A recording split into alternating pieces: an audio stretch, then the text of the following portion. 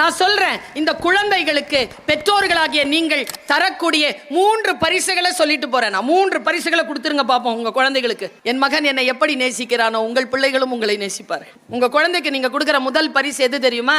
இந்த பிரைஸ் எல்லாம் வாங்குதுங்களே, மைக்ல அனௌன்ஸ் பண்ணுதுங்களே, மார்க் ஷீட்ல மார்க் கொண்டு கிடையாது. நீங்க அவங்களுக்கு வாங்கி கொடுக்கிற ஷூ, வாங்கி கொடுக்கிற கேட்ஜெட்ஸ், பைக். கண்டிப்பா ஒரு குழந்தைக்கு ஒரு பெற்றோர் தருகின்ற முதல் பரிசு அம்மாவும் அப்பாவும் அன்போடு சேர்ந்து இருப்பது. தயவு செஞ்சு சண்டை போட்டுக்காது, சண்டை போட்டு பிரிஞ்சிராது. அதுதான் உங்கள் குழந்தைக்கு நீங்கள் தரும் முதல் பரிசு. அப்பாவோ அம்மாவோ சண்டை போட்டு கொண்டால் அடுத்த நாள் அந்த குழந்தையினுடைய மனம் கிழிபட்டு இருக்கும். புரியுமா நமக்கு? யார் சொல்வது இதை? சேர்ந்து இருங்கள். அம்மாவும் அப்பாவும் சேர்ந்து மகிழ்ந்து இருக்கக்கூடிய குடும்பத்தில் வளரக்கூடிய குழந்தைக்கு அந்த தாய் தகப்பனின் மகிழ்ச்சியை விட பெரிய பரிசு இந்த உலகத்தில் எதுவுமே கிடையாது என்பதற்காக அந்த குழந்தைகளுக்கு அந்த பரிசை கொடுங்கள். 2வது பரிசு, பொறுத்து கொள்ளுங்கள் நான் சொல்லுவதை, உடல் நலத்தை பார்த்து கொள்ளுங்கள்.